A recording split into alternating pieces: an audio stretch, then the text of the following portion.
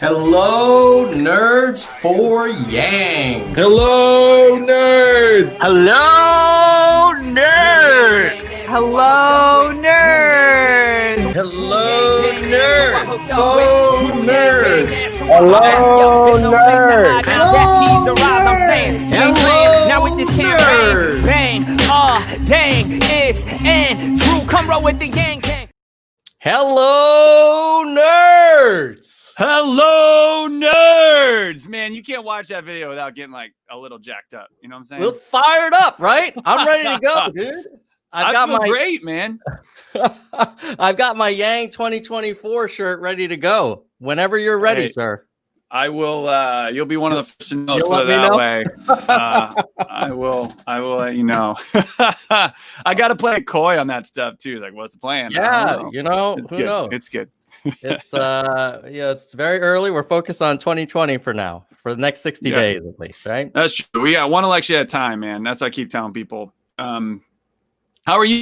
What's new? I'm good. I've got the day off, so I'm going to do this show and then catch up on the very fun practice of performance reviews. So that's great for my day job. Glorious. Where do you work? I don't know if I knew that. I work at Google. In the tech industry. So this is like the real nerd. This is real. You're in the game. This isn't fake. No fake news here. You're a real nerd. I am known to have encountered some nerds in my day job. That is for darn sure. Sometimes there are cool people that work at Google too. Yeah, for sure. And nerds are cool. For sure. Yeah. That's also true. That's actually a better way to put it. The real nerds are actually cool people. I met a ton on the campaign. I was like, you're nerdy as hell, and I love you. I want to be around you. So I would argue your boss man has a little nerd DNA in him. He's a nerd. He's a hardcore nerd. I have nerdy sides of me. Like I love, but not like the cool nerd the way you guys are. Like you're like nerd. Like I can figure out, how to build a rocket or whatever the hell you guys, math, science nerd is what I mean.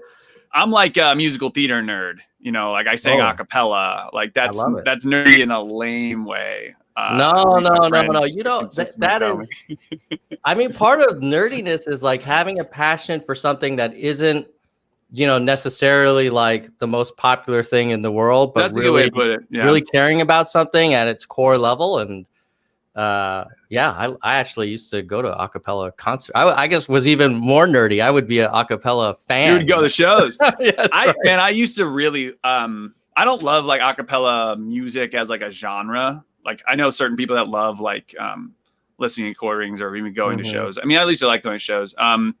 But I love the performance aspect of a cappella. I think it's a really cool form of art in that you have only voices. The whole thing is about entertainment because the music itself is good. It's not great though. If you want just the music, you go for choir. You go to like a beautiful, which I did do. I used to do band and choir and jazz band, that crap. But a cappella is like a show. You have to entertain. Yeah.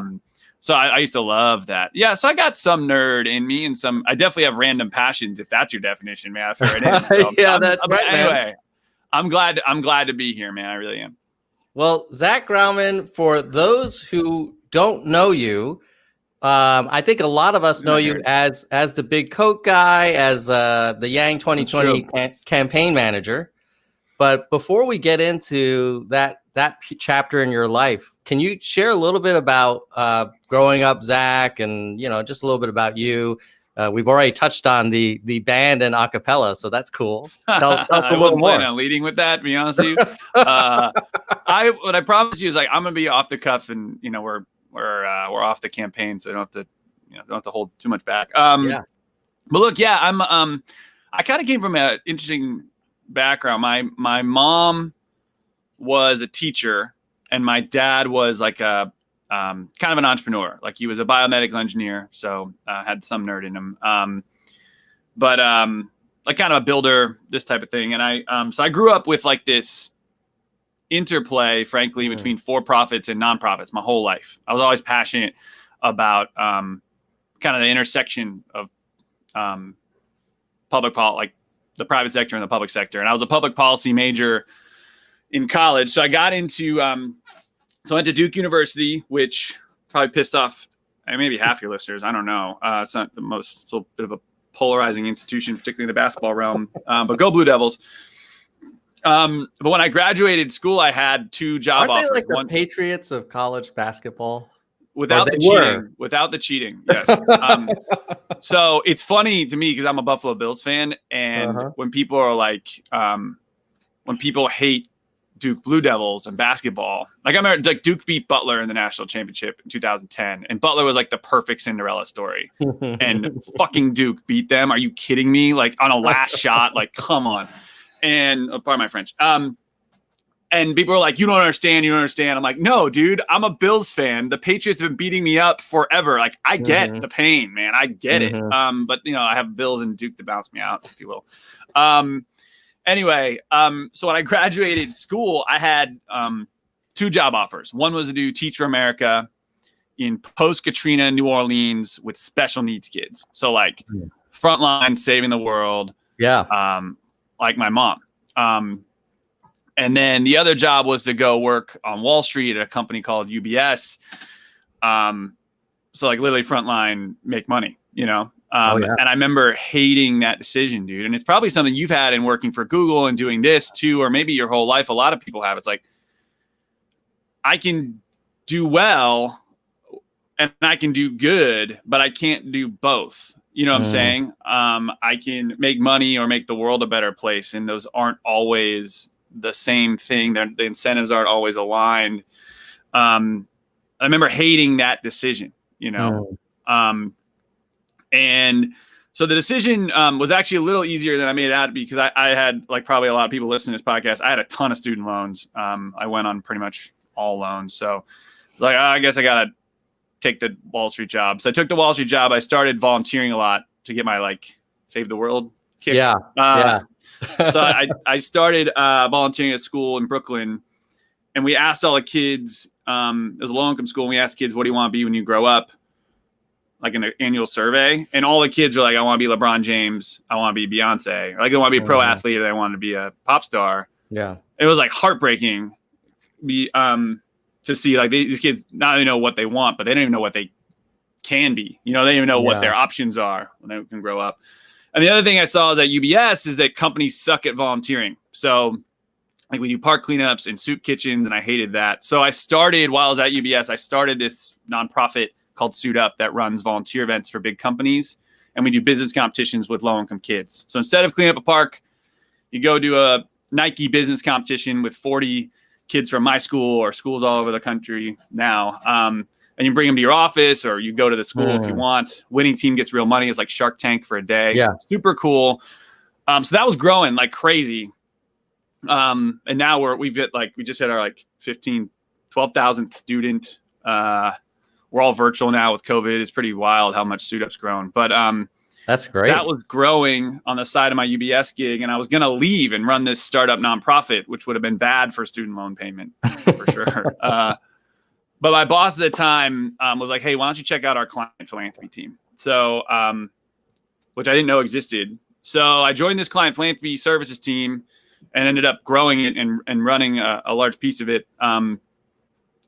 But basically we helped rich people give money away to charity, which was awesome. And so that's how I got to travel. It was a dream job, dude. Like go give money to go help the richest people in the world on their yachts or whatever. Go do like something good, right? And these are like the good billionaires. It was awesome. But that's how I met Andrew. And then Andrew came in one day at this, like I used to go to these like douchey dinners, where it's like you probably had them at Google. It was like pretentious. I don't know. It's like Wall Street is like all the time.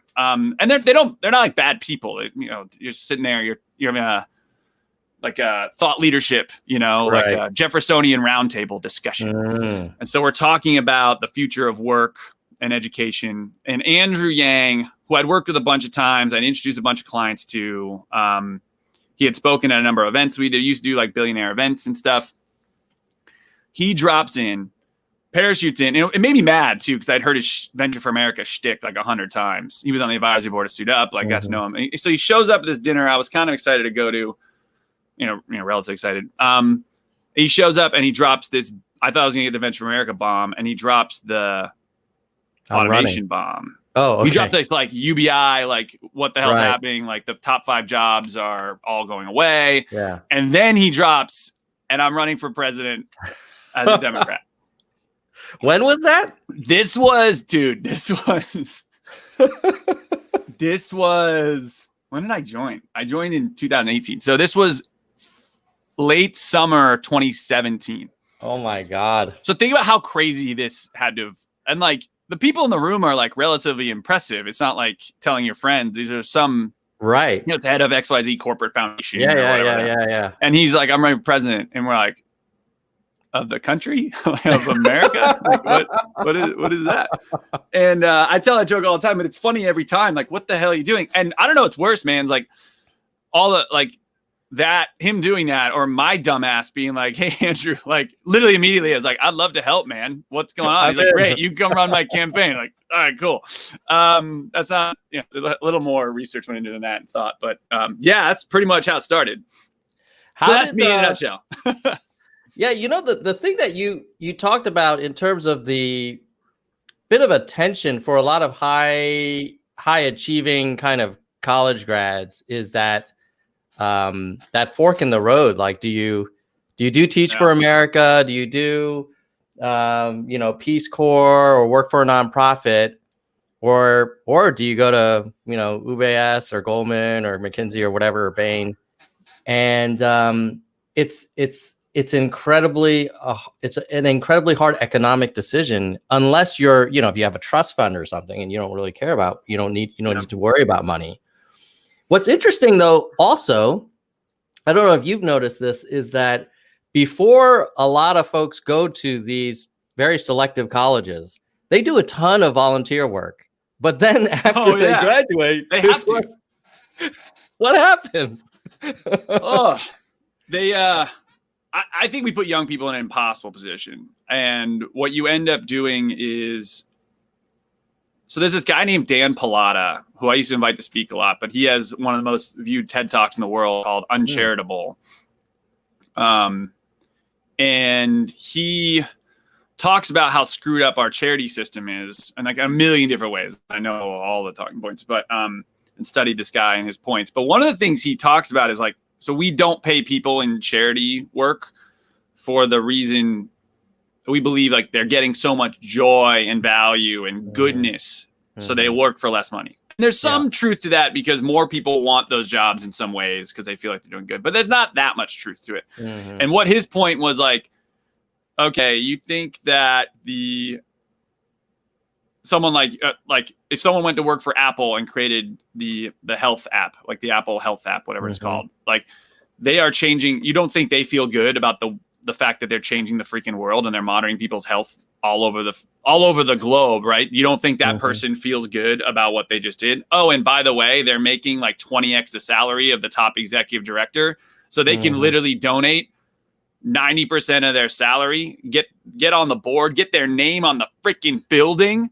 You don't think there's joy that comes of that? Name one executive director that gets their name on a building for their nonprofit. It's very, very rare, right? So, yeah, we put these people in a possible situation. And what do the smart ones do? They decide to make money and give back financially because money rules all. And I feel it. I feel it now, man. I felt it before the campaign. I felt it on Wall Street. It's sadly the world. And that's why we ran. They're like, hey, we have a shot to try to fix this. Might as well take it. By the way, a little fun coincidence. So until about a month ago, I was living in Zurich, Switzerland, and my personal checking account was from good old UBS. Good old Oobs. So they're like UBS is like Bank of America in Switzerland. There's an ATM everywhere, and I've spent a lot of time in Zurich. Very pretty. The people are pretty. So the city's super clean, but the people are beautiful. I've never seen more attractive people. And I live in New York. That's an attractive city, but it's it's just models. Everybody is a model, I think. I don't know how to explain it. Men and women all over board. Crazy. The fitness level is quite good too. There's a lot better. There's a lot less consumption of food and probably a lot more kind of exercise and walking and hiking. Yeah, they're always in the mountains and stuff. That doesn't hurt. That doesn't hurt. I mean, the air there is beautiful. Their dairy's really good. Like people don't realize, like the milk and cheese in Switzerland, like Swiss cheese. You know, that's where it comes from. I've got my little souvenir, a little Swiss cow. Wow, look at that, man! Do I have any UBS? So I've been working on. I haven't. I'd love to come back. Assuming you don't, make me look like an idiot over the next, hour or so. But I'm trying to set up a better studio here. I've just been mobile and you've been busy. Not here. But the one thing that is cool, the coolest thing I have in my apartment is I stole the stick from one of the debates. Oh, this thing's awesome. And dude, I had to think about this. You can't I carried this back from I think Atlanta. I don't remember which debate. So it's like I'd literally checking it on the plane, carry on the plane. Right. And the worst part was, is that Andrew Yang? And they see the sign, they're like, that's definitely Andrew Yang. It was actually a complete disaster.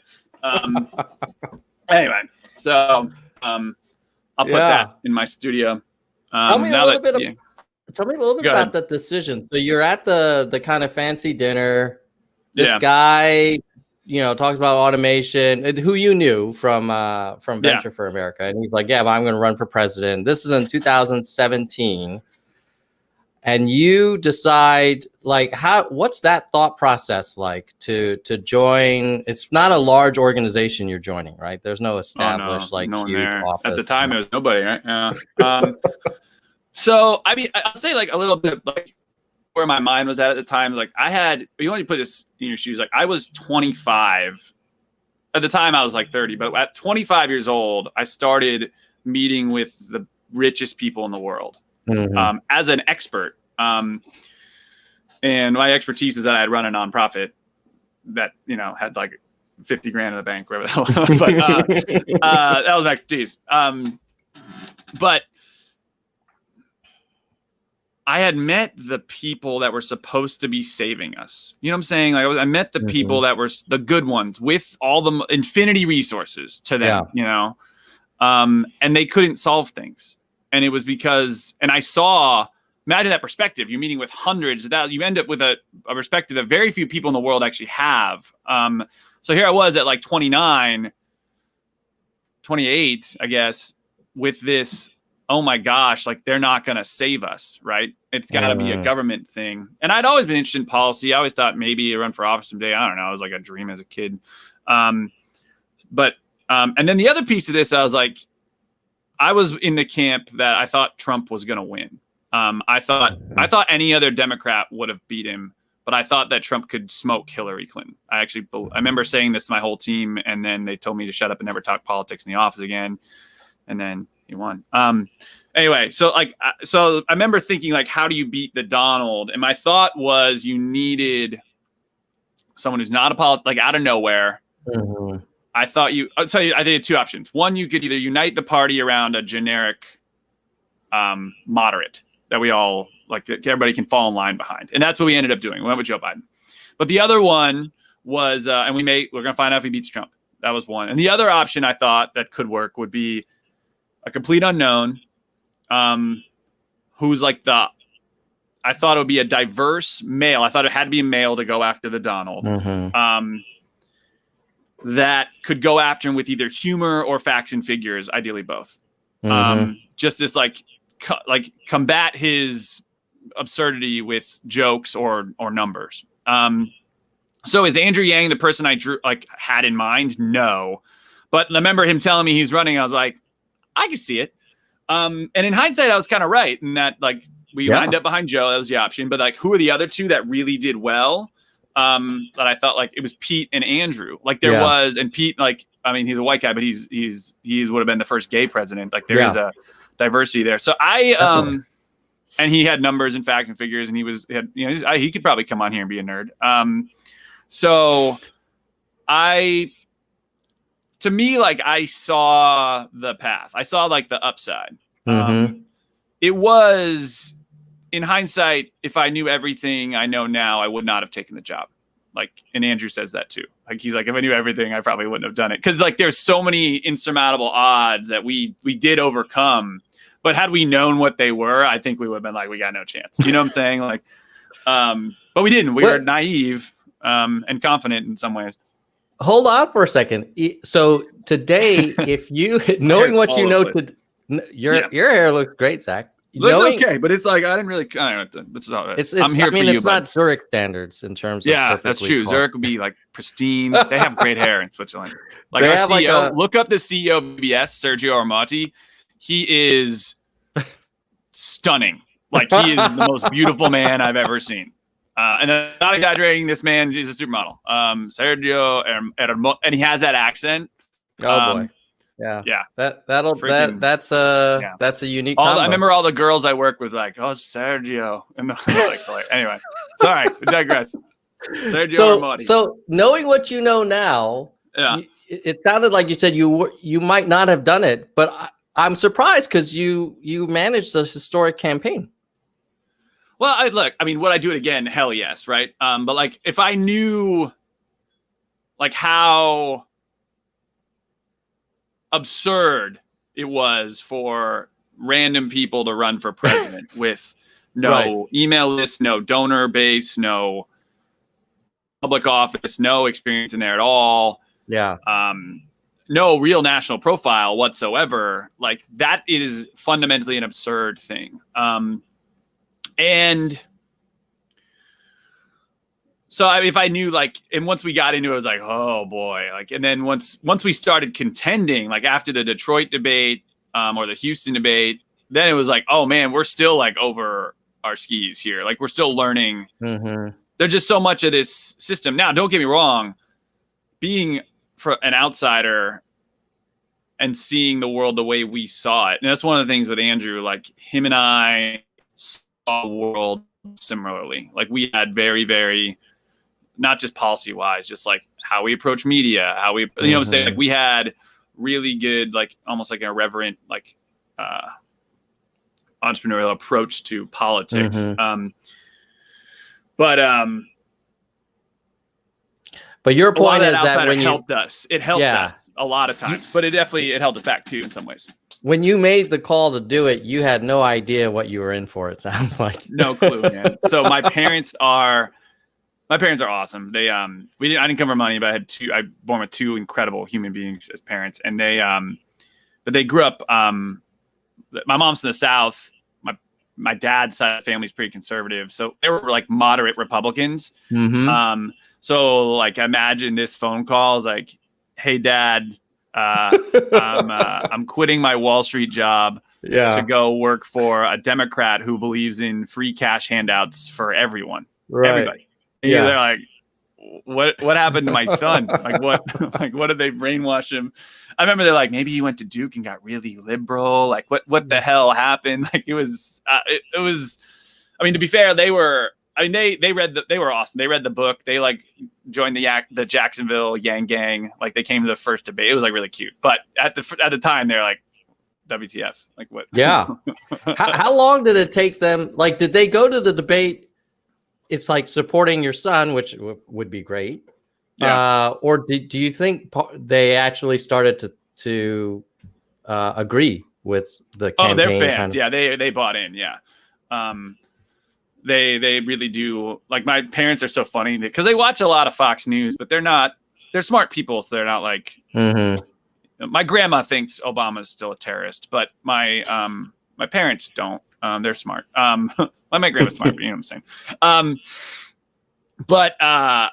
No, they like my mom's funny. He's like, we even turn on MSNBC sometimes. Oh, wow. Yeah, they can't, and I can't blame them on that. But no, they bought in. They're like big Yang, and they went IDW, if you will. They started listening to Rogan a little bit. They like Jordan Peterson, who's a little more conservative for them. They taught, my dad's my dad worked in men's ministry at the church a lot. It's his passion. Like he loves building up men. He loves being a coach. So Jordan Peterson stuff really resonates with him. Because Jordan Peterson talks a lot about taking responsibility, and he resonates really well with young men. And the media crucifies him. Like I get it. He's kind of an asshole sometimes, but I don't know if you know who I'm talking about, but I've heard of him. I haven't dug into his stuff. He's a Canadian professor that got a lot of heat for how he got popular was at Canada passed a law to, and we should not talk about this like in depth, but Canada passed a law that you can't, that you were required by law, or you would pay a fine if you didn't use the correct pronouns. And he said that's a violation of free speech. He's like, I don't care what people want to be called, but to like fine people for saying the wrong words that we have not defined as hate speech, or that we've literally just made up, is a violation of free speech. And he makes some really interesting points. Now, don't get me wrong, a lot of people, he's a polarizing guy, so that's not an endorsement of Jordan Peterson. But he's the short answer, Dom, is my parents have definitely they've embraced their Yang gang for sure. Yeah, they've been Yanged, as y'all say. They're at least they're omnivorous. It sounds like they're willing to consider. Oh yeah, they're open-minded. Yeah, for sure. So tell me a little bit. The campaign must have been like a tale of multiple campaigns. Would you say there was like the pre-Rogan and post-Rogan, or how would you divide the eras of that journey, which must have felt like a lifetime for you? Yeah, it flew by, but it also was slow, you know? Kind of like COVID.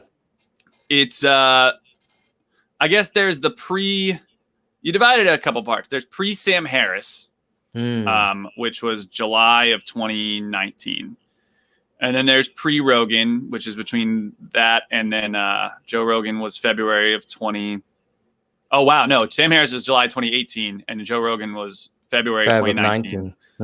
And then there was and then there was the Detroit debate where we really came out. And then I would say the Houston, you can include like the Houston debate as well. And then post the Houston debate into dropping out. So the beginning was crazy, where it was literally like Andrew doesn't value experience the way maybe he sometimes I don't know. I love that about him though. So, but like we had no one on the team with campaign experience. And to be fair, you know, not a lot of people with campaign experience, at least at the level we wanted, were like interested in joining the random Andrew Yang campaign, you know? So we started in Andrew's mom's apartment. It was me and like 3 or 4 others. It was Andrew Frawley, who's was our merch guy. And everybody did everything in the beginning. We had Muhan, who was he's like a coder and a really good entrepreneur. These people are family to me. Like I love them to death. But they all want to kill me at various points. And there are times I maybe wanted to kill them. So Muhan did like the back end. We had like a freelance writer, and then Matt Shinners, who eventually became our comms director. But he's like a good project manager, really a policy guy. He probably should have run various aspects of policy. Brilliant, like ace the LSAT type guy. And then eventually Carly and a couple others joined. So it was like, I now know what we've tried everything. So when I talk to people and they're like, I want to get my product sold, or I want to get my brand out there, or I want to get my podcast to grow, and like, here's my big idea, I'll be like, trust me, I've tried that. That won't work. Like, and like some way super jaded, but also like I learned what sticks, you know? Yeah. So I'll give, we knew we had to, we tried everything, right? We tried getting on mainstream media, which we did a bit. We tried building an army. Like the Yang Gang we created the Yang Gang, but it was new. It was still growing. We tried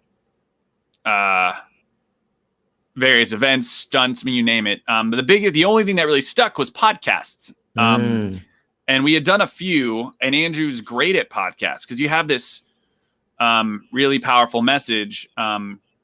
It's long form, and you get to talk about it. And Sam Harris, so we go on Sam Harris. The next thing you know, we've got hundreds of people coming to Andrew Yang events around the country. It wasn't Rogan style, it wasn't thousands, but it was, it was like 80 to 200 people, 300 people showing up to an event. It was cool. Yeah. Like we did an event in Chicago, and like 300 people showed up. That was bigger than most of the contenders at the time, by the way. Like Kirsten Gillibrand was not getting 300 people in Chicago. She's not getting 300 people in New York. So how many people were showing up before Harris at your events? Oh, well, the pre-Harris was like 20, like, it's like our friends. We threw a New Year's party that was after Sam Harris. We still did bad events post Sam Harris. Like we weren't that cool. But we've done events that are, dude, like embarrassing. Our first trip to New Hampshire, no one showed up. I think a couple reporters showed up because they had nothing to do. And then Andrew, I'll never forget, Andrew walked up to, there were two Asian kids, like students at the coffee bar. And he's like, "Hey, are you here for Andrew Yang?" They're like, "No." Like, do you want a picture anyway? They're like, "Okay." So Andrew has this picture of these two random Asian kids thinking they were here for Andrew Yang. And like, was that racist, Andrew? I don't know. But I don't know. You must be here for me.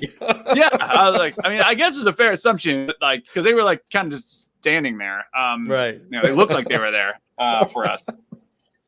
I bet those kids now have a great story to tell. I'm sure, man. They're like, oh my God. I mean, there's so many people have cool stories where they're like, oh, remember that aunt? Like they were like, because these idiots, we were like the idiots being like, "Hey, I'm running for president." They're like, "Who the hell are you? Should I know you?"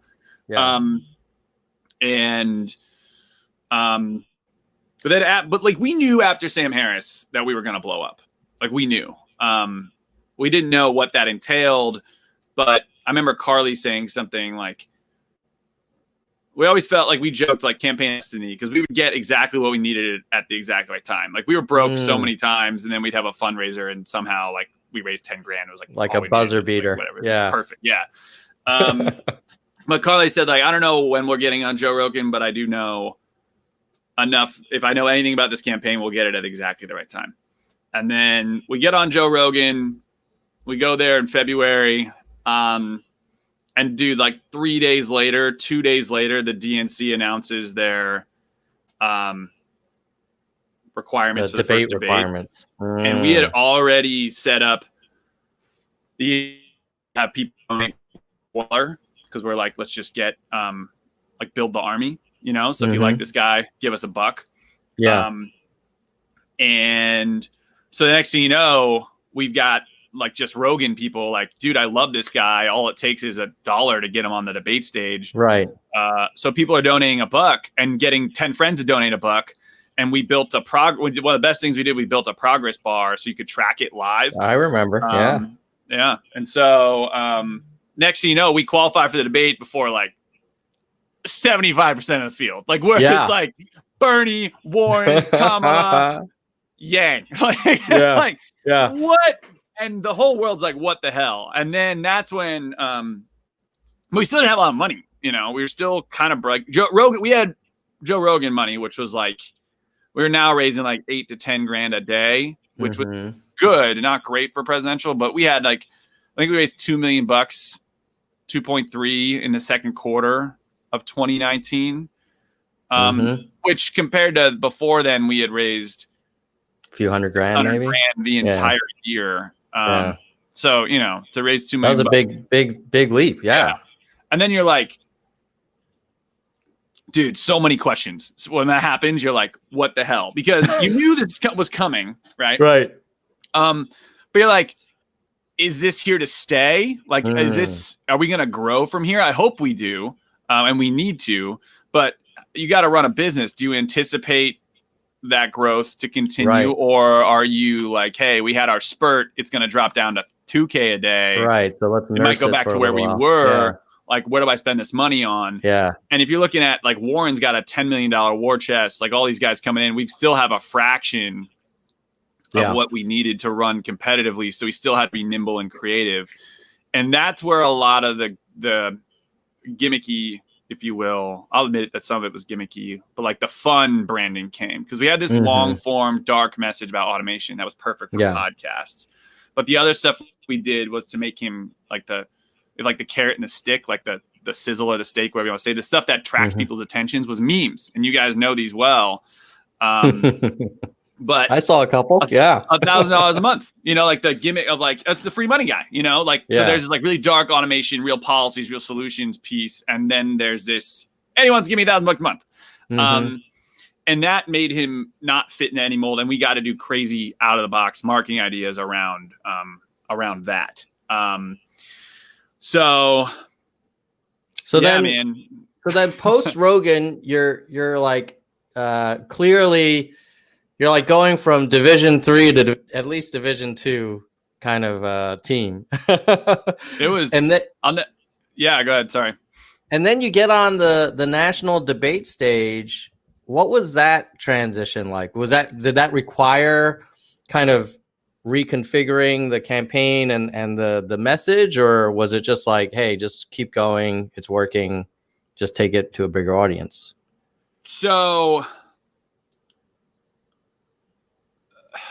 it was so like what we did after Rogan was we probably should have taken a breather. We were exhausted. That's the worst part of the whole. This is one of the reasons this campaign was so hard for us, because we had campaigned our ass off in the worst freaking way possible, right? We're driving to New Hampshire, flying to Iowa. No one's there. No one cares about you. You're completely unknown. You're hustling for $2,800 donations or $2,700 at the time. I think it bumped up in 2019.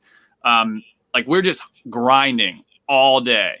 Every day with no resources and no recognition, and all the things you needed to be a successful presidential candidate. We had none for a year and a half, right?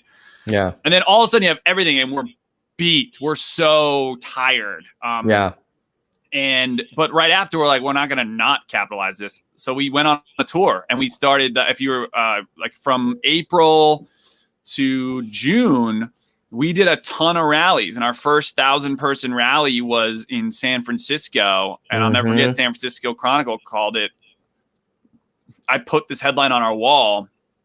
It said like Yang rallies thousands in San Francisco. It was like, and then like Vanity Fair came out and said Yang Mentum. Like we had massive rallies. Like there's a pretty big one in Seattle as well. So then we did Seattle. We did, that was huge. That was our one, I think actually our biggest one. New York was massive. It was pouring rain, and like almost 5,000 people showed up.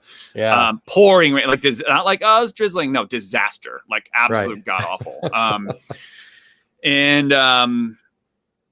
The press was not really covering us. We got some, but it was the first time. The San Francisco Chronicle was one of the first times it was Andrew Yang's name in the headline and not this Democratic candidate. And you had a bunch of, in that time you had Andrew, never heard of Andrew Yang, you will soon. Like that was Washington Post. Like you started getting his name in headlines. But before it was like, this candidate wants to give you $1,000 a month, or this candidate says that, his campaign message. It was a him. It was referring to a candidate, not Andrew. So, but it, I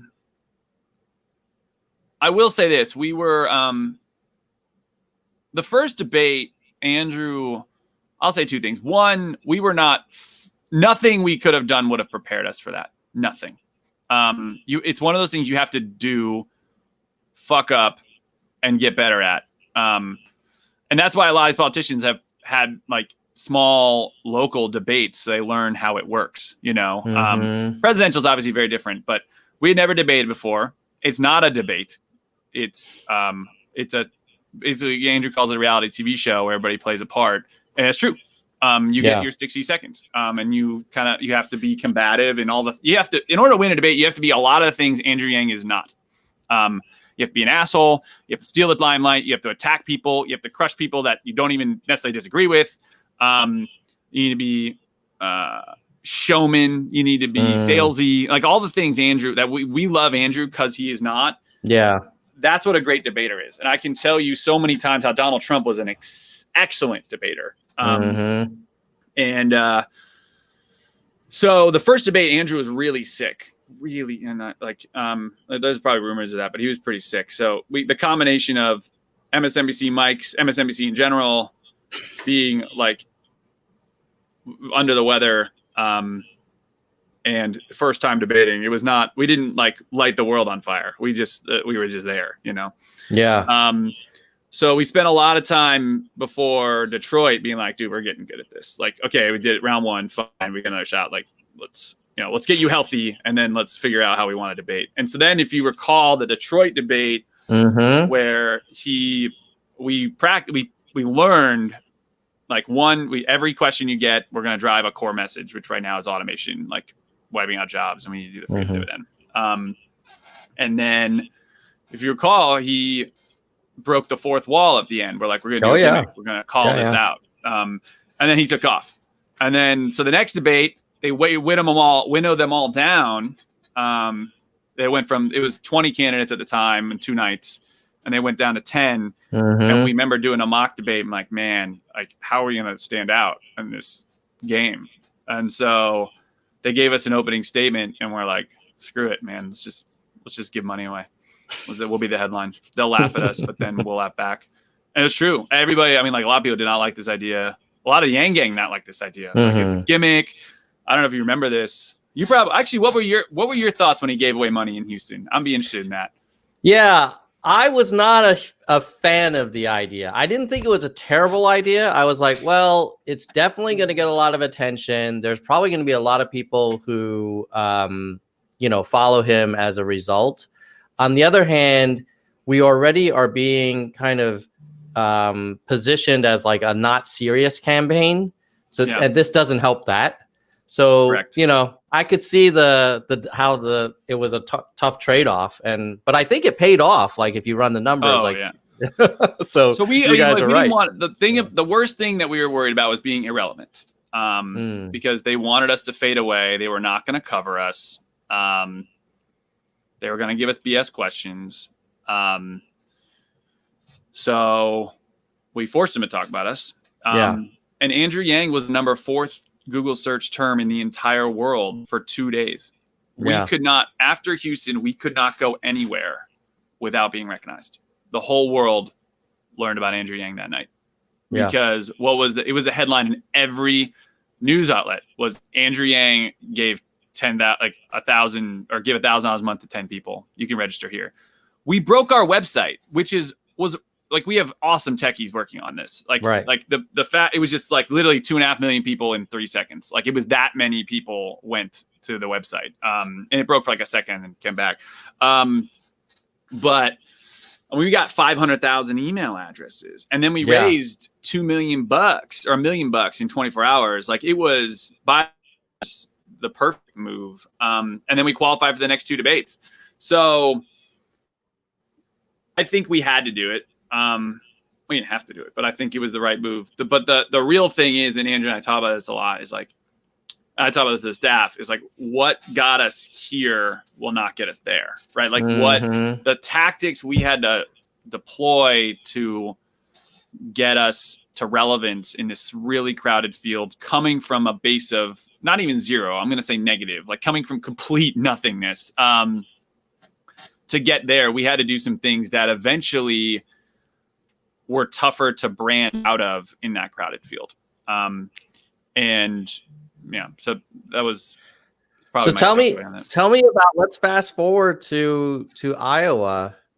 I think a lot of us, because of the success of the debates and the growing kind of momentum and just sort of us seeing, at least on, I used to do videos about search trends, Twitter follower accounts, breaking down contributions. And it was really looking like there was this gathering storm for the gang, right? And then you kind of wake up and you look at the Iowa. Well, I guess we didn't have the Iowa results, but there was enough that we knew we didn't do that well. I was quite surprised. What was it like from your perspective? We got 5% of the vote. Yeah. And 1% of the delegates. Yeah. Or final vote. I don't know if that actually, we didn't get a delegate. It's like it's like thing. 5% of the first allocation, and then 1% of the caucus. Yeah, after the right?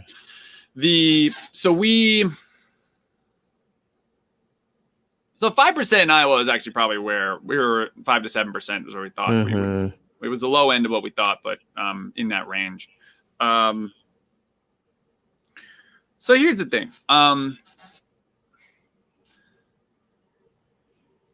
I believe there seems to be some math to this, where it's like you start running TV ads in a state. So like this thing, like the events we went to, like we did a ton of Iowa events. We did more events in Iowa than any candidate that ran. I think more than anybody combined. Like, we did a massive tour, and our events were full and passionate. Right. But so it's only 5% of Iowans vote, and a much smaller percentage actually go to political events. So yes, having this ground sale is great, but we weren't getting any media around it. And that was my point. So hear me out. So you go up on TV, Andrew Yang's completely unknown. Like you poll an average Iowan, like, what do you think of Andrew Yang? They're like, who's that? And so we go up on TV, and then the name recognition goes to 99% or whatever it is, 94%, where we got to. And then, but no one wants to vote for him. And then over time, what you see, and Pete Buttigieg was the right model you could watch, where Pete Buttigieg went up on TV. I think we went up in October, and he was up earlier. I think he was up in September or August. But you go up on TV and your polls don't move. But what happens is the underlying data starts moving, really favorables. Or the other one is he would be my number 2 pick. Right. And so the problem was we were like, just by definition of who we were late to the game. Like we didn't raise enough money to really go up on TV until, the 3rd, 4th quarter. And so if you looked at our polling, like our favorables we were one of the most liked candidates in the field. Yeah. We were, in my opinion, a couple things. One, with no, I always thought if you put representative or secretary or senator in front of Andrew or governor in front of Andrew Yang's name in that election, he's top 2 or 3. Could be wrong, but I always felt like that's the credentialing was part of it, experience, that sort of thing. And the other one was earned media. One lovely earned media. Now, what does earned media mean? It's like, you remember that there was weeks where everybody was talking about Pete Buttigieg, and the week of New Hampshire and the week before Iowa, everybody was talking about Amy Klobuchar. Yeah. And that stuff has massive impact on voters. Massive. I remember seeing Cory Booker on Meet the Press like every other freaking week. Yep. And so, but it's less about when you go on. That's the other thing. Like, because we learned that too. Like Andrew going on is like fine, but that's like 30 seconds, 60 seconds, 5 minutes, whatever it is. The real key is when you're gone, the anchor, the pundits, the panel, the lead hit of the story is talking about you, and your name isn't, because people aren't really watching the whole thing. It's on in the background in the bar at home or in the office, and you see Klobuchar, and we were beating Amy, and this is not disrespect to Amy, like their team was great to us, she was great to us. We were beating Amy almost the entire time, particularly in New Hampshire, and then she gets some earned before Iowa, gets a lot of earned before New Hampshire, and she does really well. She didn't do anything different, She didn't change her policies. She didn't have like a moment. She didn't like crush somebody. She had a good debate in New Hampshire, to be fair. But so my point was, we never got the earned cycle. And there's a number of reasons for it. I will even argue we were not experienced enough to earn it in some ways, because we didn't have a full press shop. The way, especially in the beginning, like we raised $10 million in Q3 and we got no press, and that's partially on us, partially on the media. So I'm kind of rambling, but it was, look, we're not going anywhere. What we did was remarkable. In hindsight, do I think we could have had a shot at like maybe steal this thing? Yeah, sure. Like there's things we could have done differently, but I think we should be proud of what we did. We had an amazing team, an amazing candidate, and shocked the world in many ways. And I think we set ourselves up for success in the future too. Not just for Andrew, but for universal basic income. And frankly, it's really human, like rewriting the rules of the economy and human-centered capitalism is the underlying theme, Yeah, that's for sure. Check this out. This is a chart of network news mentions from January of 19 to Feb of 2020.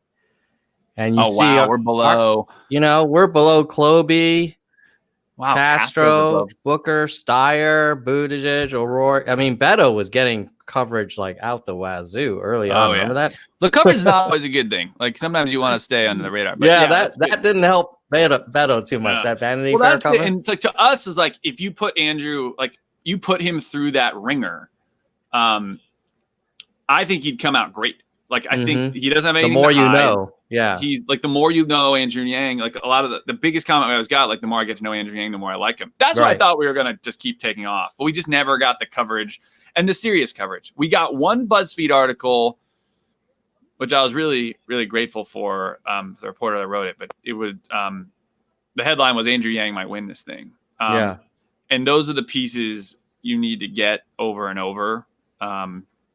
like the watch out for Andrew Yang stuff, and we never got it. So, was it weird after he suspended? It seemed like CNN like discovered him after he stopped campaigning, man. And they're like, "Oh, you're so smart. You're so insightful." It's like, dude, where the F were you people months before? So I'll give CNN credit. I'll give Mark Preston credit, head of CNN's political division and their I actually know his title, but they've been great to us, like generally speaking. They gave us a town hall in the beginning when they did not have to. We had a conflict with another town hall, and they did not like crucify us for not being able to make it. They always love a lot of them are policy wonks, particularly their panelists. So like David Axelrod, Gloria Borger, like a lot of people are going like Anderson, like they love policies. They really liked Andrew. So, and they gave him in Detroit, they gave him layups. They were like, hey man, this is like our service to American people, like give us your platform, you know, which a lot of candidates do not get. Sometimes they do. But I will say it was so wild, dude. But like, which is ignored. And then he drops out and everybody's like, Andrew Yang's the greatest. He was right all along. In the world. Like people coming out and like AOC sending love, like all the, and look, I understand. Like he was a threat to Bernie. He was a threat to, I mean, everybody. I mean, he's a competitor in that field. So, you know, when you drop out, you know, you were allowed to love on them, you know, say how you actually feel, in some ways. Cause, you know, the last thing you want is a Bernie Sanders quote talking about how awesome Andrew Yang is when you're running against him, you know? So, I get it. I totally get it. It was just so wild to see the flip the switch like that. But it also made me, I mean, people were right. Like go back and read the articles that were written. The Washington Post, New York Times, Atlantic, CNN, or the big four, BuzzFeed, Ruby Kramer. Those five. Read those articles. It was those four. BuzzFeed, not CNN. CNN had an op-ed by this guy named Jeff Yang. That's also great, and they're glowing. They're amazing. One guy said like he put a dent in the universe. He's going to put a dent in the future too. It was amazing. But yeah, could we have used that while we were running? Yes. Yes. This is it. All right. Well, look, Zach, we're going to take audience questions. Do you still have like 20 minutes or? Man, I'm good. All right. For you, Tom, I'm good, man. I appreciate it.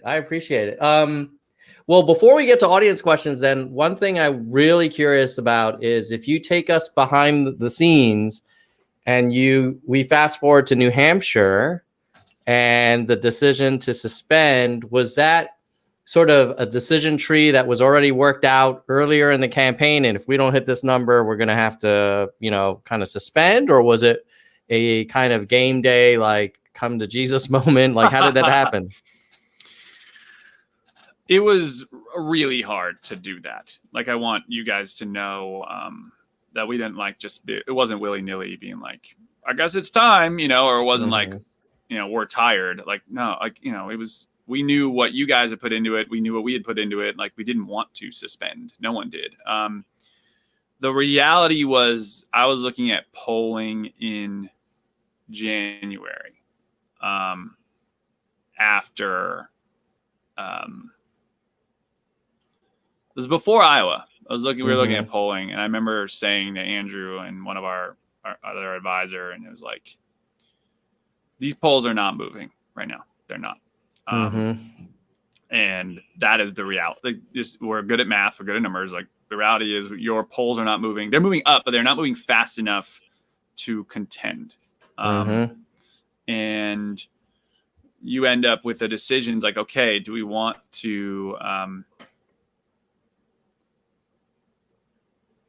you know, if you lose, if you don't do well in Iowa and then you don't do well in New Hampshire, and we knew if we didn't do that well in Iowa, they were not going to get the earned media to do well in New Hampshire if we didn't have any sort of narrative. And because there wasn't enough with the Iowa caucus just completely folding in on itself, there was not enough room for multiple narratives out of there.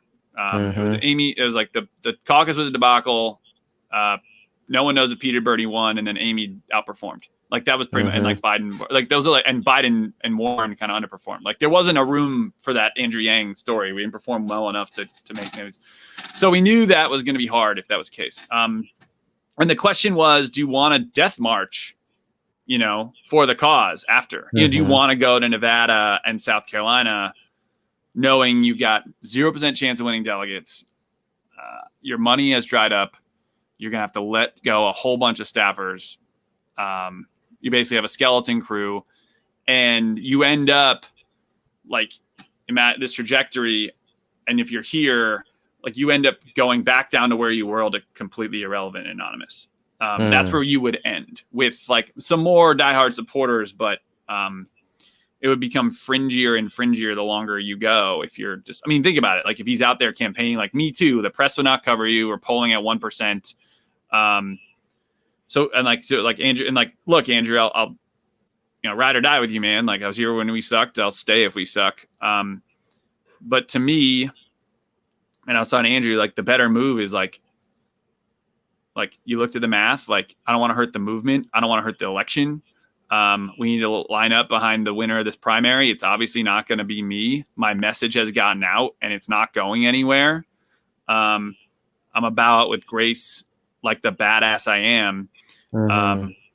And like, look, the Yang Gang's like unsuspend. Like, guys, like I love you all. I love you all so much. You're all smart people.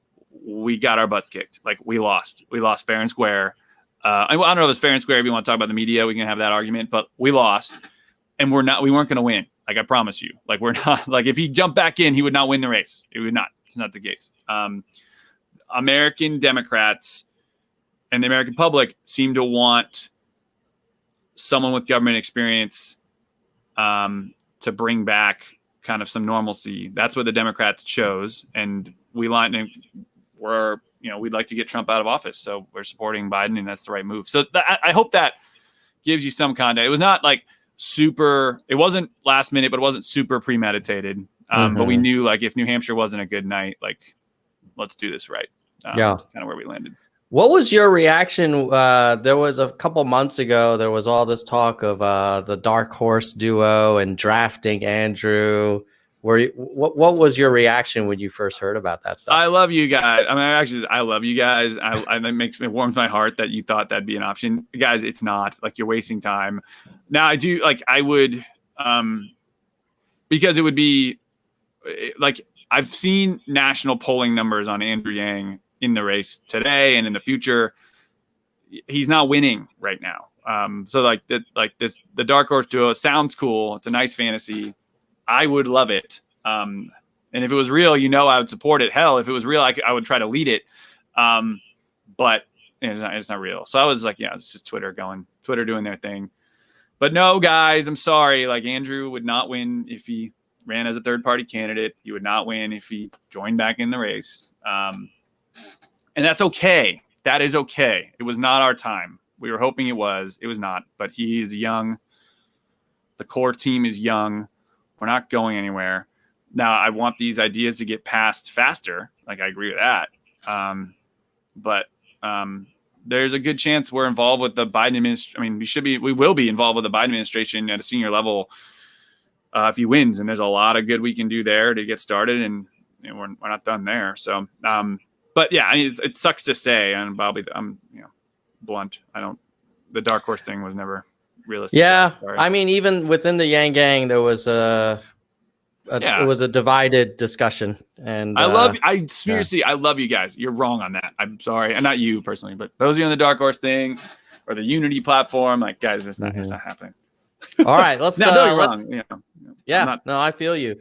I mean, that you raised a good point that these things take time. Like, you don't just become president. Like, sometimes it can, well, obviously with Trump, you can get shot out of a cannonball. But I think oftentimes it takes a few seasons and it takes a few attempts. And this is a young team, and this is the formation year. I don't even know, man. It could be a rebuilding time next one. And then who knows what it'll take. But people got to get used to you. That's a big, you're not running we're not running on passion and energy specifically. We are Mm-hmm. running on the average casual voter to vote for you, right? Right. And even in a primary, you got to get some casual voters. So, I mean, think about it, like politicians, like they're used to it. It's a crazy risk. Is who the hell is this guy, right? Like Donald Trump was like, say he's a first time politician, sure, but 99.9% name recognition. Yeah. Was in America's living rooms for a decade on The Apprentice. Has always been in the public eye, done McDonald's commercials and things like this. Was in Home Alone. Like this man has been on your TV screen and comfortable with you in some way for decades. Even Barack Obama was like came out of nowhere. Like, come on, that guy was like ever since he was head of the Law Review, like Dreams of Our Fathers, his first books like were international bestsellers. He won a Senate seat, was on the cover of Time magazine in 2006. Like this man, like, yes, he was new and outside, but he was there was a relative comfort with him in some way more than there ever was with Andrew Yang. And even his campaign, he was new. And even Obama's campaign in the early days, I remember supporting him before Iowa, and everybody was like, seriously, the junior senator from Illinois? Like, what do you... Yeah, like what experience? And what we realized, like, well, experience matter when the world's burning. Because it was a crisis, and people wanted like some invigorated hope and change, and he wasn't too like radical, if you will. He wasn't as bad. Like Bernie Sanders, he had friends in Congress, things like that. Bernie Sanders was just, doing his thing. Anyway. Yeah. All right. So Soju81 wants to know, do you think part of the media blackout was related to race? I mean, I'll build on that. I often wonder if Andrew Gonzalez or Andrew Washington and, from a different ethnic group, if he were running, I think it would be a really cool story. Like this former entrepreneur worked with the Obama administration, now is promoting kind of fresh new ideas to help working class Americans in a really tough time, that understands technology. That's a pretty good story to write about. I want to think about this. I think it's yes, but I don't think it's malicious the way a yes answer would sound. So I got to know the Asian American, the AAPI community really, really well over the past 2-3 years. And I've learned a lot, not just from Andrew, but from all of our supporters. And it's bullshit what Asians actually deal with a lot. And I never knew it. I think one of the things I realized, so now I have like some of my best friends are Asian and best colleagues, best coworkers. I think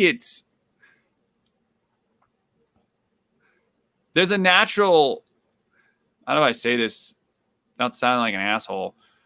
I think Asian Americans get ignored in public life way more often. And I think I've been guilty of this, where like you walk in the coffee shop and you just don't even notice an Asian person sometimes. And the other, and Andrew and I talk about this, the flip side is that sometimes an Asian American will know that and they'll literally walk away and like get they're so accustomed to that bullshit that they'll even lean into it in some ways.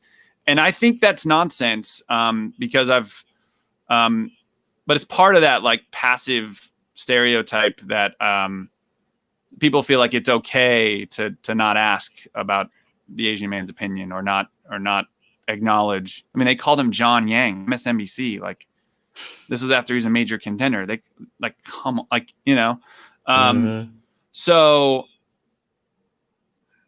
I don't know if that makes sense.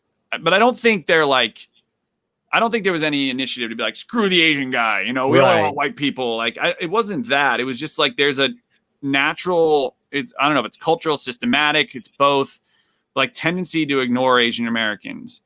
And that was Andrew's big thing. He's like, no, fuck you. I'm here.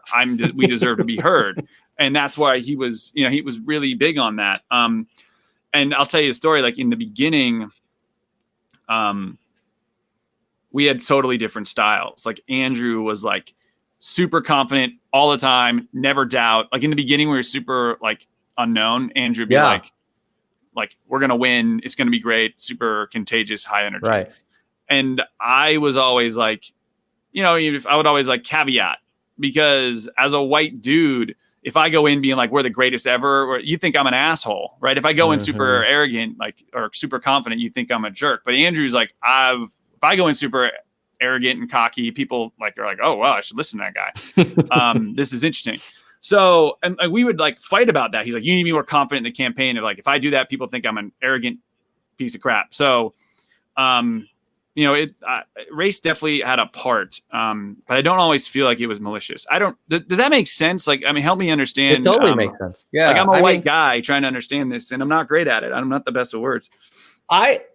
I tend to think, I do not believe there was let's purposely not write about the Asian guy. I think it was really the textbook definition of like unconscious bias, where folks working in, you know, as journalists and opinion makers, it just never entered their thought that there could be an Asian American president. Like, you know, it's just like, they never even considered it. And so then when they're writing their story and they can't list all 20, they're going to list the ones that kind of like come to mind. And, you know, there you go. But I do feel like now he's sort of arrived. And if there were another attempt, we wouldn't have as much of that issue. It would probably still be relationships now too. Yeah. You know, part of this is a relationship game. That is clearly not a race thing, particularly in the Democrat Party, where it's like, you know, they talk about who they know. They, you know, Kirsten Gillibrand calls her friend Rachel Maddow and says, I want to announce my campaign on your show. Like, we didn't get to do that. We didn't know who Rachel is, right? I don't have her number.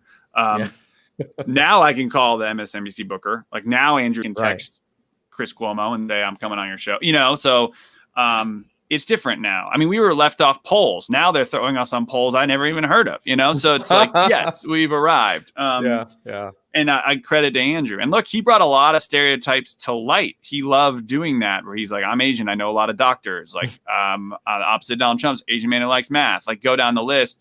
And like, people, and not just of all races, hated this, right? Like, they had qualms with it. But I think I always thought it was a net positive. There was like some negativity and some people were offended, but net, I mean, someone said this to him, that an Asian guy said this to Andrew, said, I never thought I'd see an Asian man transcend his race. And he was talking, like, an example would be like a Kobe Bryant, or you can go, I mean, it's happened a lot in the Black community, where like people don't see the race anymore. It's Kobe. We love Michael Jordan, right? You go down the list, Tiger. But he's like, it never happened particularly with Asian Americans, and he saw it, but Andrew did it. And I think I agree with that. I'm not an expert on this stuff. So like, you know, if you could cut out anything stupid I say, and my team knows I say dumb shit all the time. But one of our, the Humanity First values we put out, like grace and forgiveness and humanity. I'm a human, you know, I'm not perfect. But try to be helpful. Try to do. Maybe we could sort of conclude that question with, it definitely didn't help. It probably hurt, but it wasn't the reason that we didn't win. The stereotype stuff? Yeah. You know, like 5%, like maybe you say, okay, well, you double it if you take out a little bit of racism. That still doesn't get you to a majority. Yeah. Oh, yeah. Like, I think people are like, why do we lose? Why do we lose? Guys, we lost because we were an anonymous person running for president. Like, that's why we lost. Like, and in order to get relevant, we had to do some crazy shit, which you're the anonymous crazy guy now that everybody's talking about. But it's hard to go to president there. And we're running against Trump. Like, don't forget, everybody's terrified. No one wants to screw this up. You know, and to put an unknown guy in there, like, that's hard. And it's what Pete struggled with too, I thought, and that he polled really well in Iowa and New Hampshire. Now, but no, those are whiter states, so that's part of it too. But, you know, those are the states that spent the most time with him, right? They got to meet him, they got to see the events, they got to do the ads, like all that stuff. But everybody else just wanted to vote for who they knew because they didn't want to take a risk. So it's also easy to forget that, I mean, at one point there were at least 20 people running, because I remember there were 2 nights of 10 I think people it was each. like it ended up like at least 24. Yeah, right. And I remember think we there was a landed- video where somehow Andrew was able to name them all. I don't know how he did that. Of course, he named them all. A couple things about Andrew you guys should know. Like, he is as smart as advertised, if not smarter. Yeah. Fucking genius. And so this out guy, of the go ahead. He is so good at random entrepreneurial things like that, like people master. Like I've seen this guy work through a cash flow statement like a whiz. Like he wasn't like he didn't work in banking. Like how he's so good. Anyway, sorry. Yeah, no, I mean, we should always remember, out of the 24, Andrew finished 6th in the first allocation in Iowa, ahead of a lot of super not anonymous people who are very well known. So that's a pretty crazy accomplishment right off the bat. It's like sitting senators, governors. I mean, Yeah. you name it. And don't forget, like, we weren't competing like Kamala and Beto and Kirsten. They competed with the 24. Like, we had to compete with the 3,000 people that run for president every year. Like, we compete with the free house guy. Like, that is the and Berman Supreme. Like, that's who we have. So we are proud. I'm so proud. And look, just getting started, man. Like, we're not going anywhere. All right. Speaking of just getting, speaking of getting started, Ira's very optimistic. When you run again, what do you keep and what do you throw out?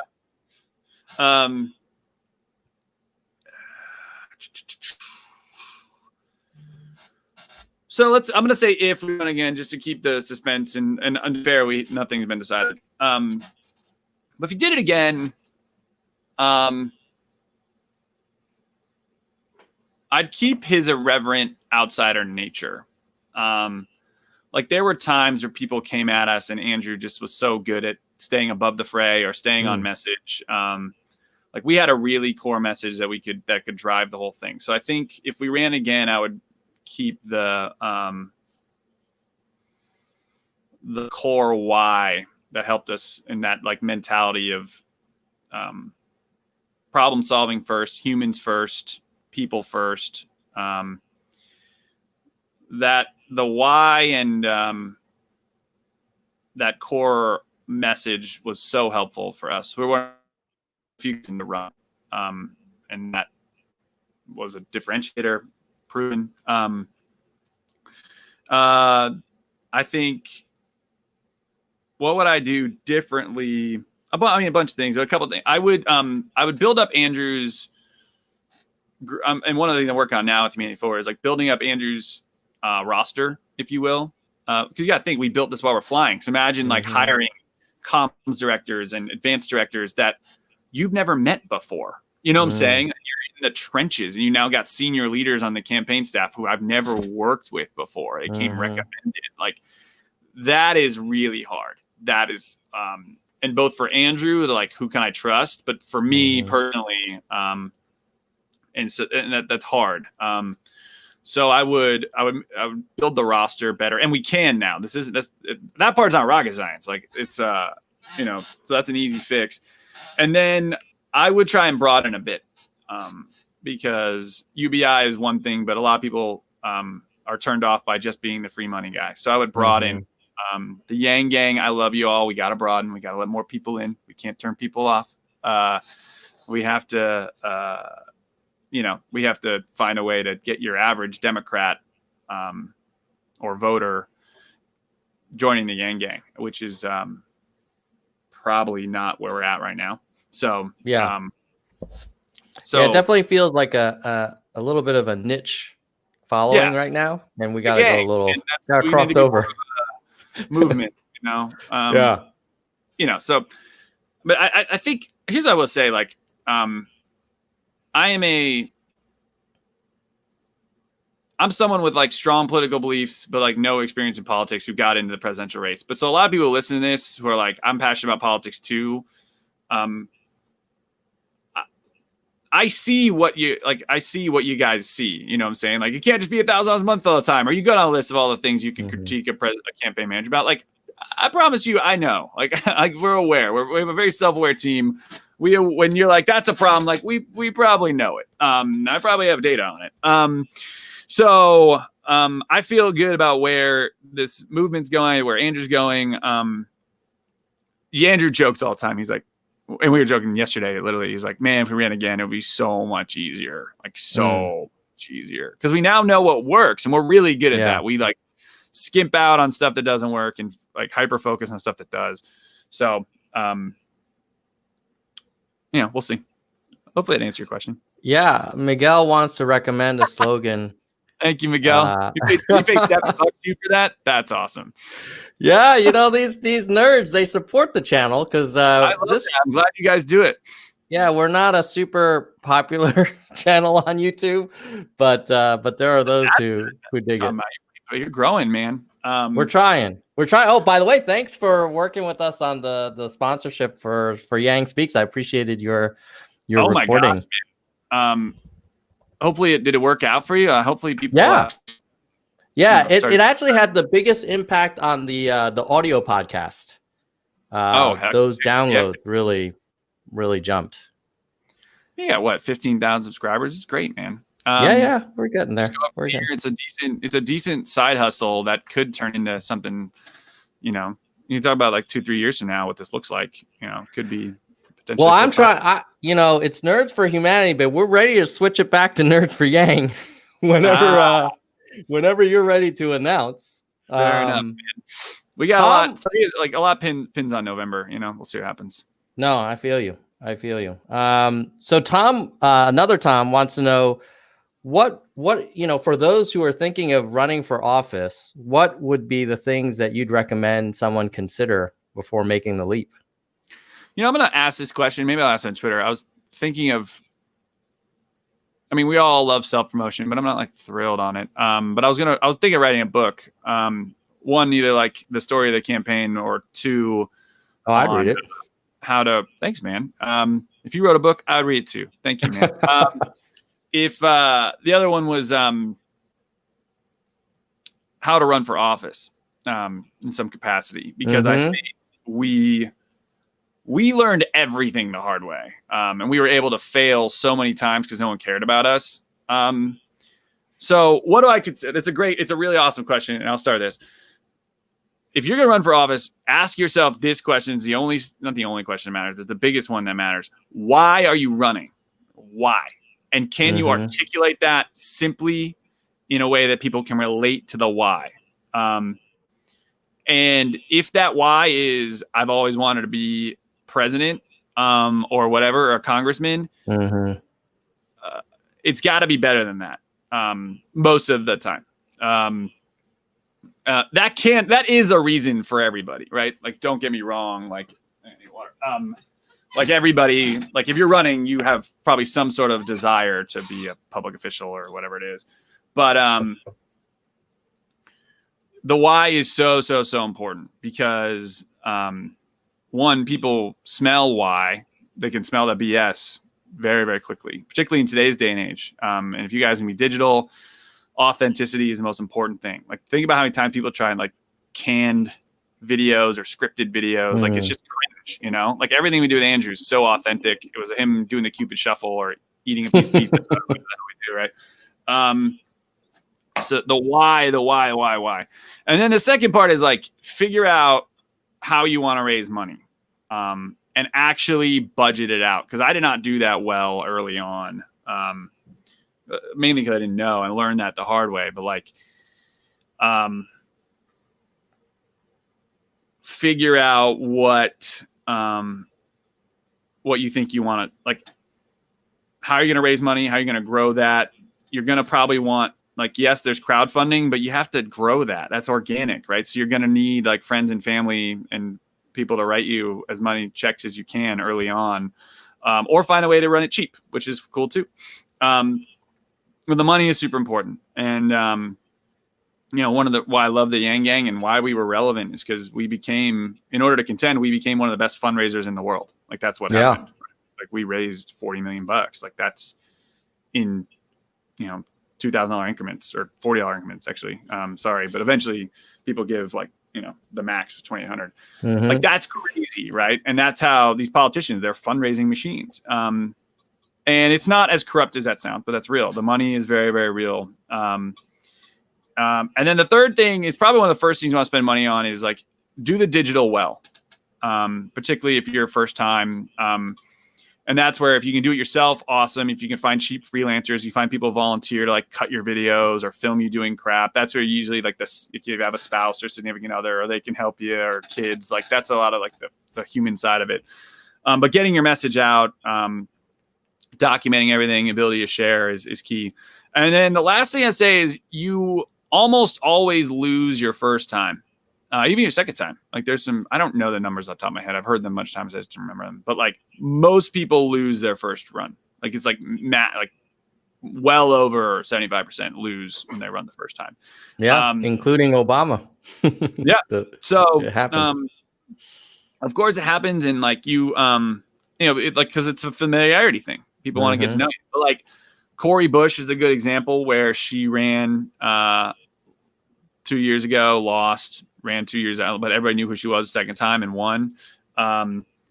There's a few candidates we've supported that, oh gosh, who just ran the other night and lost. But like they lost the first time, but I feel like they'll have a good, they're not going anywhere, you know? Was it Robbie from Massachusetts? Robbie was one. Yeah, Robbie, and then another one.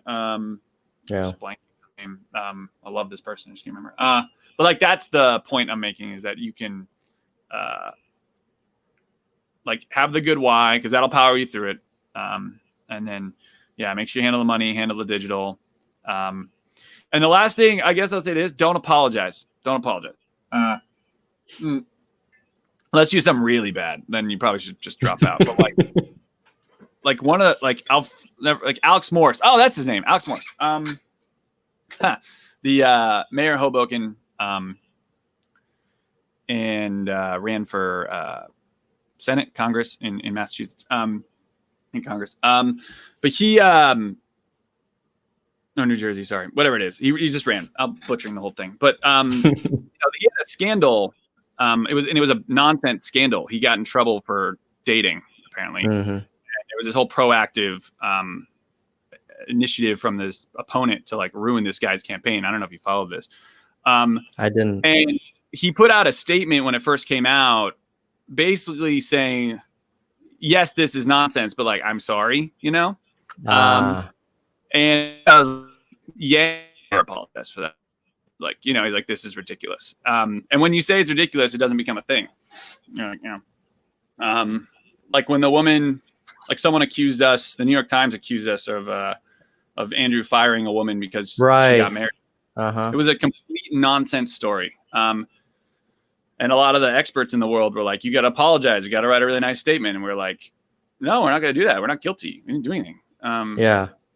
So he was like, this is ridiculous. And then it blew over in a day. Right. So, you know, don't overreact to press stories, I guess is really the thing. Maybe don't apologize. It's too harsh. Got it. Well, that's, I think that's going to ruin my political career if I ever have one. Those are the beginnings of a book, my friend. A lot of people in the chat were saying they'd be interested in it. So, all right, there you go. Selling to you guys. All right. So, Nell wants you to know he's been a supporter for so long. Thank you, Nell. That when Andrew runs again, he's going to have an army behind him. Dude, imagine, like, we can't even imagine what that would be like to like have your kickoff event and people care about it. Oh God, can you imagine? I bet like the first event will be massive. Yeah, it would be huge. Yeah, so. I think people would travel quite a distance to be at that first Yang 2024 event if there were one. Yeah. We'll see. You got time for a couple more questions, or should we wrap? I'm supposed to have a 1:30. I'll tell them running late. Keep going. All right. So a question was, how do you feel about spending the money on the TV ads versus like events or social media? Like, would you change the portfolio of the marketing spend in hindsight? In hindsight, a little, yeah. How would you have changed it? Yeah. So look, I mean, in hindsight, some of this is hindsight stuff. It's like, and which is, you know, hindsight's 2020, where the expression is. But like, if I knew that Iowa was going to be an epic disaster, and that they wouldn't have a winner, would I have put all of our resources in there? I don't like as much of our resources in there. I don't know. The thing about Iowa is like people don't realize this. If you're not playing in Iowa, you're not relevant. You know what I'm saying? Like we had to be, in the top potential to win conversation in Iowa, because if you're not, you're just not part of the race. Like people, what do those primary states do? They focus the media attention. Like the media is like, who's going to win? Who's going to win? I don't know, but I guess there's one state. All right, well, the winner here is probably someone we should focus on. That's literally like what they're looking at. So by spending so much money in Iowa, we were on the cover of the Des Moines Register with all the other big contenders the week before the election. The press took us seriously doing the Iowa bus tours.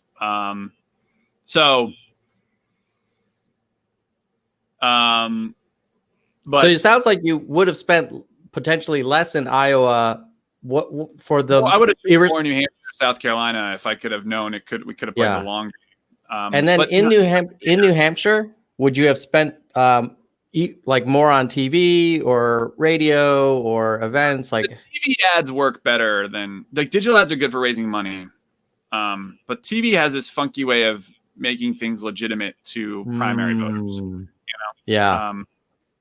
And it's a certain type of voter that watches cable news, that tends to vote for primaries. Digital ads, sure. And you can, if you have enough money, you can flood the market. But the TV ads are very effective in a number of things.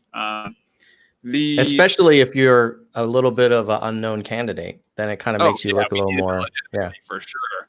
Yeah. Where I would have spent less money on, we did a lot of events. And I think in hindsight, in particularly in Iowa, I think I would have. I thought the ROI on the events is way lower than we thought. Like we converted people at our events. People would come in and say, "I'm not voting for Andrew," and they'd leave, say they are voting for him. Now, whether or not they did it or not, there was a lot of those. But even at that, like you can't get enough converts. Doing just events. It's got to be TV. It's got to be earned media. So anyway, how about we make this the last question from Laura Lane? As the Dem Party has been, there's different parts of it. Or a good question. What part of the party or both, whatever, do you think Yang can really build his support from?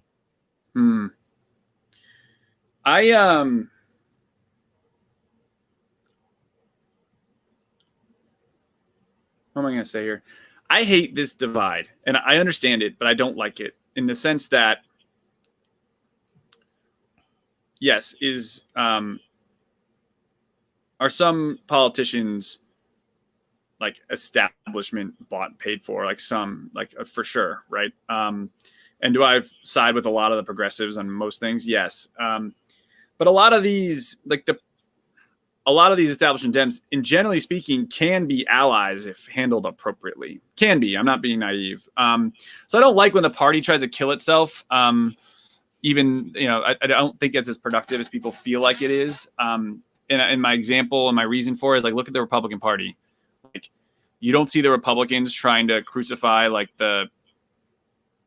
frankly, the white nationalists, like racist sect of their party. They've fallen in line. And they win. They keep winning, right? So I think we need to figure out a way to get the progressives and the moderates on the same page so we can win, and white nationalists or kind of the extreme right don't keep running our government and picking judges and court seats and things like that. That's my opinion. Where's Andrew going to align? I mean, I would say this. One of the best things I love about Andrew is it's tough to put him in a box. He'll never be establishment because you can't put him in a box. So I guess it'd be more progressive than establishment. But he's also never if you're progressive, you have to be for Medicare for all and the Green New Deal. And Andrew's like, I like the Green New Deal. I don't love abolishing ICE because they also handle child sex trafficking and some important things within that entity. I don't love the $15 minimum wage, which is part of the Green New Deal, because I think UBI would be better. I don't love the federal jobs guarantee, which is also part of the Green New Deal. because he doesn't want people wearing government jumpsuits. So, and he doesn't love Medicare for all in like the abolish private insurance tomorrow way either, because he doesn't think it's realistic. So, strikes me as a pragmatic progressive. He's a pragmatic progressive, yes, I guess. Yeah. But my point is, like, we can, you and I think the question's from Laura, like, we can spend all day trying to put Yang in a box, and I promise you it's a wasted exercise. He's just and my job is to brand him so people can understand him, which is so hard, because it's like, and that's one of the things we did in the campaign. Are you the free money guy? Are you the like doomsday candidate? Are you the outsider? Are you the Asian guy who likes math? Like, you're trying to fit a brand for a guy that can fit in a lot of different boxes, never in just one. So hopefully that answers your question. Hopefully I didn't piss anybody off. Hopefully the comments here are positive. I think generally people are really appreciative of you, Zach, spending time with us and kind of sharing your perspective in a really unvarnished way.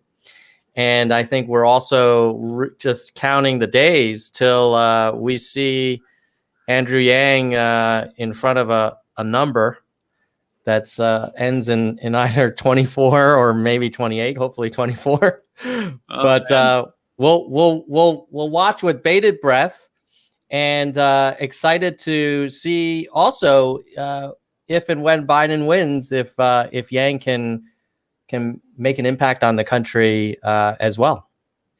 Well, thank you for having me, man. And my parting message is twofold. One, I love you guys. You made us who we are. And I will never forget that. A lot of you, particularly you, Tom, but a lot of people listening to this, like, you believed in this guy when a lot of other people did not, or before a lot of other people did. So from the bottom of my heart, thank you. I am not perfect. Andrew is not perfect. I've made plenty of mistakes. We've made some good ones too. We made some good decisions too, but a lot of bad decisions and a lot of stuff we learned from. But I appreciate you guys and your humanity and the love. So we love you all, and we will never forget what you did for us. That's one. And number two, if you're unlike me, if you ever loved Biden, I want to tell you we need to elect. We have to elect this guy, because what's happening right now, having seen the inside scoop and follow this, it's really rough. And if Joe wins, Andrew's got a nice seat at the table. So if we want to get a lot of these policies we're all passionate about and have continue the why in terms of why we ran, we need you to vote. We need you to tell your friends to vote. If you're in states that matter, which include Michigan, Ohio, Wisconsin, Pennsylvania, North Carolina, Florida, Arizona. If you're in one of those states, bring 5 people to a polling booth and get them to vote the right way. That was the best thing you can freaking do, I promise. Other than that, we're not going anywhere. This movement's just starting. You guys are too fired up. Tom's too fired up. I'm too fired up. We're not going anywhere. So I love you all. Tom, thank you for having me, man. Yeah, Zach. And I also want to congratulate you for running a campaign that made history. And as an Asian American father of 2 boys, I will tell you that having them see Andrew get so far and be considered, comparable to all of these really well-established, well-known figures, I never had that when I was growing up in New Jersey. Like, it would just be the same kind of profile all the time that was running. So that particularly was very moving for, I think, a lot of the Asian American community. And I just wanted to call out that you guys made history, and we're just getting started. And as soon as you and Andrew say go, the troops are ready, man. We're fired up. Well, thank you. I'll say this. I'm I guess one of the more public facing staff members and leaders of the team, but there are a lot of really awesome people like you that, the way you give back, they jumped on board too, and they're a bigger here as well. So got a great team, great candidate, as you guys know. So thank you. And we're not going anywhere. I heard you're loud and clear, Tom. Loud and clear. Right on, Zach. Well, with that, I think we'll just say goodbye, nerds. Goodbye, nerds. I love you, nerds. I love you, Yang Gang. You guys are awesome. Stay. I'll be back, Tom. If you let me come back, I'll come back sometime. Oh, what you are? Maybe I'll have That a is book for by sure then. going to Who happen. knows? That is for sure going to happen.